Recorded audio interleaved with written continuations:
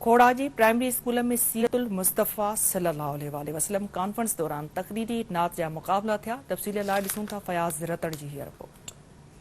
इन तकरीब में डीईओ प्राइमरी खैरपुर अयाज हुसैन मैसर गस्टा ज़िले खैरपुर के जनरल सेक्रेटरी इमामुद्दीन पंवर ख़ास मेहमान तौर शिरकत कई। जॾहिं तकरीब दौरान हज़रत मोहम्मद मुस्तफ़ा सल्लल्लाहु अलैहि वसल्लम जी विलादत जो केक पिणु काटियो।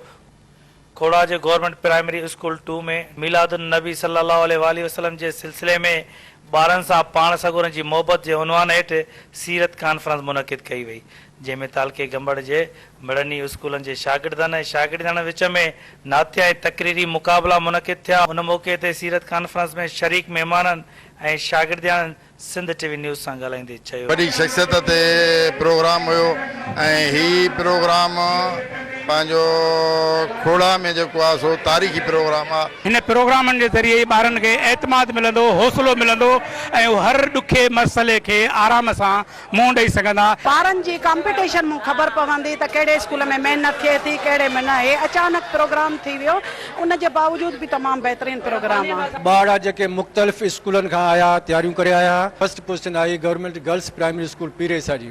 अरबाबे नजर को कोई ऐसा ना मिलेगा, अरबाबे नजर को कोई ऐसा ना मिलेगा, बंदे तो बहुत मिल जाएंगे आका ना मिलेगा, बंदे तो बहुत मिल जाएंगे आका ना मिलेगा, तारीख अगर ढूंढेगी सानी मोहम्मद का सानी तो बड़ी चीज है साया ना मिलेगा। कामयाब शागिर्द हुआ, उन्होंने में जेको कप इनाम तौर ॾिना विया। कैमरामैन आफ्ताब रतड़ सां गॾु फयाज़ रतड़, सिंध टीवी न्यूज़ खोड़ा।